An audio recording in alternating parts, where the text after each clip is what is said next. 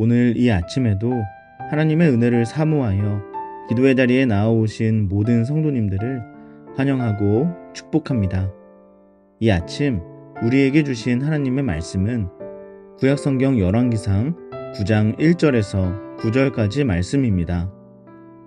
솔로몬이 여호와의 성전과 왕궁 건축하기를 마치며 자기가 이루기를 원하던 모든 것을 마친 때에 여호와께서 전에 기브온에서 나타나심 같이 다시 솔로몬에게 나타나사 여호와께서 그에게 이르시되 내 기도와 내가 내 앞에서 간구한 바를 내가 들었은즉 나는 내가 건축한 이 성전을 거룩하게 구별하여 내 이름을 영원히 그곳에 두며 내 눈길과 내 마음이 항상 거기에 있으리니 내가 만일 내 아버지 다윗이 행함같이 마음을 온전히 하고 바르게 하여 내 앞에서 행하며 내가 내게 명령한 대로 온갖 일에 순종하여 내 법도와 율례를 지키면 내가 내 아버지 다윗에게 말하기를 이스라엘의 왕위에 오를 사람이 내게서 끊어지지 아니하리라 한 대로 내 이스라엘의 왕위를 영원히 견고하게 하려니와 만일 너희나 너희의 자손이 아주 돌아서서 나를 따르지 아니하며 내가 너희 앞에 둔 나의 계명과 법도를 지키지 아니하고 가서 다른 신을 섬겨 그것을 경배하면 내가 이스라엘을 내가 그들에게 준 땅에서 끊어버릴 것이요 내 이름을 위하여 내가 거룩하게 구별한 이 성전이라도 내 앞에서 던져버리리니 이스라엘은 모든 민족 가운데에서 속담거리와 이야기거리가 될 것이며 이 성전이 높을지라도 지나가는 자마다 놀라며 비웃어 이르되 여호와께서 무슨 까닭으로 이 땅과 이 성전에 이같이 행하셨는고 하면 대답하기를 그들이 그들의 조상들을 애굽 땅에서 인도하여 내신 그들의 하나님 여호와를 버리고 다른 신을 따라가서 그를 경배하여 섬김으로 여호와께서 이 모든 재앙을 그들에게 내리심이라 하리라 하셨더라. 아멘. 성전 봉헌 예배가 아름답게 드려졌습니다.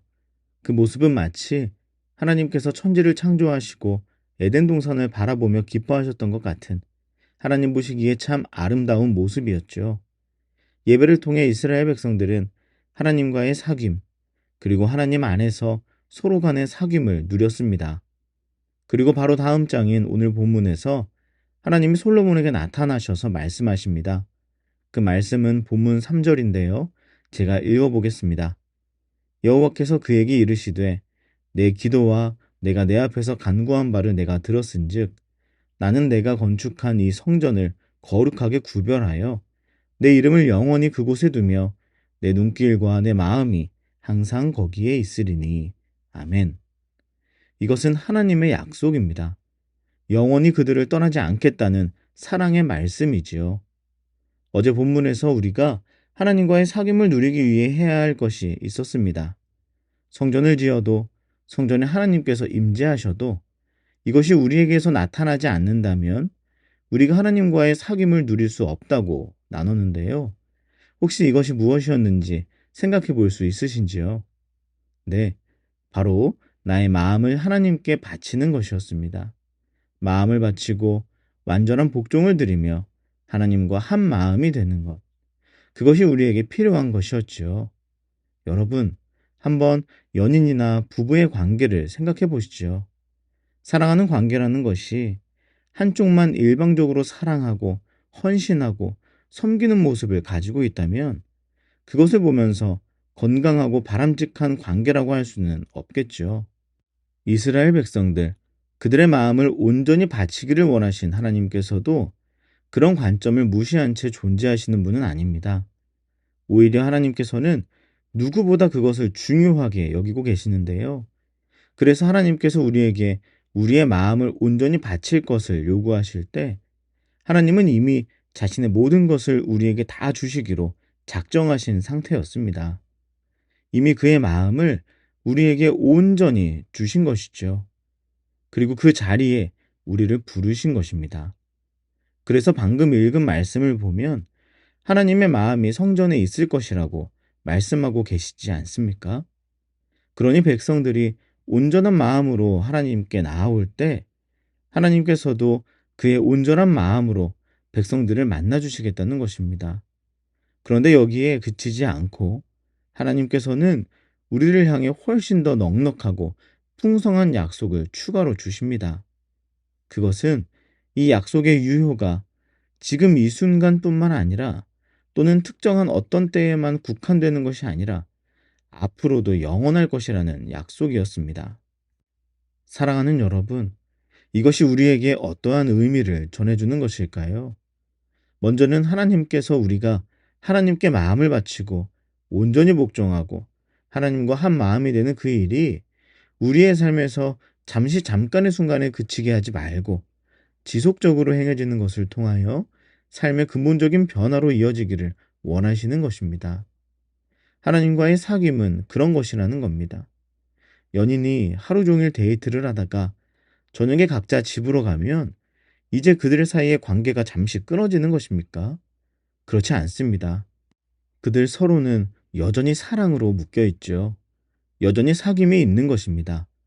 그리고 다음날 각자 자신의 직장에 출근해서 여전히 고단한 일상을 보내야 한다 한들 그것이 서로의 관계 안에서 부여된 정체성을 훼손하지는 못할 것입니다. 오히려 서로를 생각하고 좋았던 추억의 시간들을 떠올리며 서로에게 힘을 얻으며 그 사귐 안에서 부여된 자신의 정체성을 기반으로 또 하루의 일상을 감당할 수 있게 될 것입니다. 이처럼 사귐이란 연인들의 데이트 같은 것이 아니라 그들 서로 간의 관계에 더 가까운 것입니다. 서로가 사귐 안에서 그 관계에 맞는 정체성을 가지고 살아가게 되는 것이죠. 그래서 하나님과 교제하는 사람들은 하나님 앞에 나아왔을 때나 여전한 하루를 살아가고 있을 때나 그 정체성의 훼손이나 혼란이 생기지 않아야 하는 것입니다. 삶의 방향성이 달라지지가 않죠. 그래서 하나님께서는 영원히 우리와의 관계를 버리지 않겠다고 지금 약속하고 계시는 것입니다.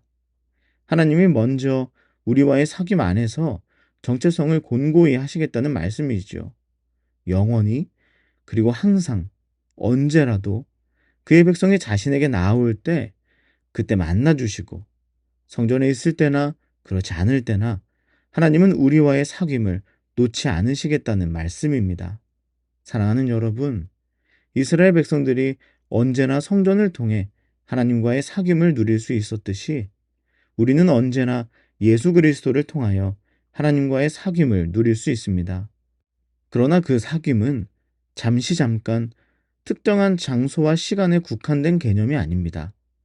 집으로 돌아왔을 때나 일터에 있을 때도 여전히 우리는 하나님과 교제하는 사람이라는 정체성을 가지고 살아가야 합니다. 더구나 우리는 언제든 하나님께 나아갈 수 있지 않습니까? 그렇기에 우리는 언제나 어디서나 기쁠 때나 슬플 때나 때로는 연약할 때에도 우리에게 영원히 항상 거하시는 하나님께 나아가 깊은 사귐을 마음껏 누릴 수 있고 또 그래야만 하는 것입니다. 저와 여러분의 오늘 이 하루도 우리를 향한 마음을 변치 않으시는 그 하나님과 함께 언제나 어디서나 나의 온전한 마음을 드리며 하나님께서 이미 우리에게 하셨듯 신실하게 사귐에 거할 수 있는 저와 여러분 되시기를 간절히 소망합니다. 그리고 한 가지 더 살펴보고자 합니다. 오늘 본문은 이어서 솔로몬에게 순종을 요구합니다. 4절 이하의 내용인데요. 이를 간단하게 요약하여 말씀드리면 하나님의 말씀에 순종하면 영원한 나라에 대대손손 살도록 하시는 은혜를 주시겠다고 약속하시는 반면에 순종하지 아니하면 그들을 하나님의 사귐의 은혜로부터 끊어버리시겠다는 내용입니다. 성전 봉헌 예배를 마지막으로 성전 건축에 대한 모든 일정이 마치고 솔로몬에게 순종에 대한 언약을 주시는 하나님의 모습. 저는 이 본문을 보면서 데자뷰 현상을 경험했습니다. 왠지 이 장면 어디선가 분명히 본 것 같지 않으십니까? 바로 창세기 1장과 2장 장면과 아주 흡사합니다. 창세기 1장에서 하나님께서는 모든 만물을 지으시고 그것을 심히 좋게 여기십니다. 그리고 바로 다음 장인 2장에서 아담에게 순종에 대한 언약을 주시죠. 바로 선악을 알게 하는 나무의 열매를 먹지 말라는 그 하나님의 명령에 순종하면 영원한 생명을 주시겠다고 약속하시는 반면에 순종하지 않고 그 열매를 먹으면 하나님과의 사귐에서 끊어져 영원한 생명이 아닌 죽음이 허락될 것이라는 그런 내용이죠. 본문과 거의 같은 흐름 아니겠습니까? 그런데 여러분, 저희는 이미 본문 이후의 내용을 알고 있습니다. 여러분, 솔로몬이 그 언약을 지키던가요? 그렇지 않죠. 솔로몬 역시 아담처럼 하나님의 말씀에 순종하지 못하고 하나님과의 사귐에서 끊어지게 되는 비극을 맞이하게 됩니다. 그렇다면 여러분, 한 가지 궁금해지지 않습니까? 하나님께서는 도대체 왜 아담에게서 이미 한번 실패했던 그 상황을 솔로몬에게 또다시 행하시는 것일까요? 제가 하나님이었다면 아담으로부터 받은 그 실망감은 너무나 큰 타격이었을 것 같습니다. 하나님이 직접 마음과 정성을 다해 아담을 만드셨고 그 모습을 너무나 아름답게 여겨주셨는데 그런 대상에게 당한 배신은 우리 같았으면 평생 지워지지 않는 큰 트라우마로 남았을 수도 있는 큰 상처와 아픔이었을 것입니다. 그런데 하나님은 왜 지금 솔로몬에게 또다시 그 언약을 주시고 또 한 번의 기회를 주시는 것일까요? 그 이유는 하나님이 우리를 또다시 잃어버리고 싶어 하지 않으시기 때문입니다. 온 세상을 그의 뜻대로 만드시고 사랑하는 아담과 깊은 사귐을 누렸던 하나님께서는 아담과 함께했던 이 사귐이 온전하고 영원하기를 바라셨습니다. 그래서 아담이 하나님의 말씀에 순종하는 방식으로 영원한 생명을 성취하여 하나님 곁에서 영원히 함께 있기를 간절히 원하셨던 것입니다. 그리고 마찬가지로 다윗과 솔로몬을 통해 하나님이 임하실 처소인 성전을 지으시고 그곳에서 자기 백성들과 또 한 번의 깊은 사귐을 누렸던 하나님께서는 솔로몬을 비롯한 그의 백성들과 다시 시작하게 된 이 깊은 사귐이 더욱 온전하고 영원한 사귐에 이르기를 바라셨습니다. 그래서 오늘 하나님께서는 마치 아담에게 배신을 당한 기억들을 다 잃어버리신 것처럼 또다시 그때와 아주 비슷한 플롯 안에서 솔로몬에게 사랑으로 명령하시는 것입니다. 그런데 여러분, 하나님께서 이러한 일을 이번만 반복하신 것이 아님을 오늘 우리가 깨달을 수 있기를 소망합니다. 하나님께서는 아담과 솔로몬만이 아니라 또 다른 사람들에게도 이 사랑의 명령을 하십니다. 왜요? 그 사람과 어렵게 다시 시작한 사귐이 더욱 온전하고 영원히 지속되게 하시기 위함이시지요. 하나님께서는 아담과 솔로몬에게 했던 이 사랑의 명령을 성경으로 만들어 우리에게 주셨지 않습니까? 그리고 이 성경 말씀을 통해 하나님은 아담에게 말씀하심과 동시에 독자인 우리들을 향해서도 동일하게 말씀하고 계시는 것입니다. 오늘 본문을 통해 하나님이 솔로몬에게 말씀하심과 동시에 지금 이 본문을 묵상하는 저와 여러분에게도 동일하게 사랑의 명령을 주시는 것이죠. 그렇게 본다면 하나님은 이미 아담에게서 받은 거절과 상처를 오늘 본문의 솔로몬에게뿐만 아니라 지금까지 온 인류의 역사 속 모든 그리스도인들에게 셀 수 없을 만큼 받아오신 겁니다. 사랑하는 여러분, 하나님의 명령이 참 가볍게 다가올 때가 있으시죠. 하나님은 우리에게 마음을 드리라고 하시는데 내가 느끼는 감정에 충실하고 싶을 때가 오거나 내가 하나님이 아닌 다른 것에 내 마음을 기대어서 잠시 만족하고 싶은 순간이 오면 그 선택의 기로에서 우리는 꽤나 쉽게 하나님 아닌 결정들을 하고는 합니다. 순종하라고 하시는데 피곤하다는 이유로, 귀찮다는 이유로, 내 안의 욕망을 이유로 순종을 저버린 적이 우리에게 얼마나 많습니까? 우리는 그때마다 또 다른 아담, 또 다른 솔로몬이 되어버렸던 것입니다. 그런데 중요한 것은 그럴 때마다 하나님께서는 아담을 지나 솔로몬에게 또다시 말씀하신 것처럼 어제의 나를 지나 오늘의 나에게 또다시 말씀하시는 것을 지금까지 수도 없이 반복하셨다는 것입니다. 하나님의 마음이 어떠셨을까요? 아마 하나님의 마음은 우리들의 쉬운 불순종으로 인해 난도질을 당하셨을 것 같습니다. 더 이상 그 가슴에 못을 박을 자리조차 보이지 않을 정도로 그동안 우리가 하나님의 가슴에 빽빽하게 대못을 박아왔는지도 모릅니다. 사랑하는 여러분, 하나님의 명령 이면에 숨겨져 있는 하나님의 깊은 사랑을 느낄 수 있는 이 아침이 될 수 있기를 간절히 소망합니다. 하나님께서 우리에게 약속을 하실 때는 하나님께서 자신의 모든 것을 걸고라도 그 약속을 지키겠다는 완전한 진심으로 우리 앞에 계시는 겁니다. 그 앞에서 우리가 영적으로 짝다리 짚고 주머니에 손 넣고 건들건들한 모습으로 서지 않기를 바랍니다. 우리도 하나님의 약속 앞에서 완전한 진심으로 한번 서 볼 수 있기를 바랍니다. 오늘 솔로몬에게 주신 말씀, 그거 저와 여러분에게도 동일하게 주신 말씀입니다. 우리가 마음을 온전히 하고 바르게 하여 하나님 앞에서 행하며 그 말씀에 순종하면 우리는 하나님의 깊은 사귐을 영원히 누릴 수 있을 것입니다. 한 번만 순종하면 되는데 그거 안 하니까 하나님께서 수천 번, 수만 번 아프셔야 했던 것 아닙니까? 오늘 이 아침 그 한 번의 순종이 우리에게 다시 시작될 수 있기를 축복합니다. 그래서 우리에게 다 내어주신 그 하나님의 마음을 또다시 상처로 얼룩지게 하지 않을 수 있기를 간절히 소망합니다.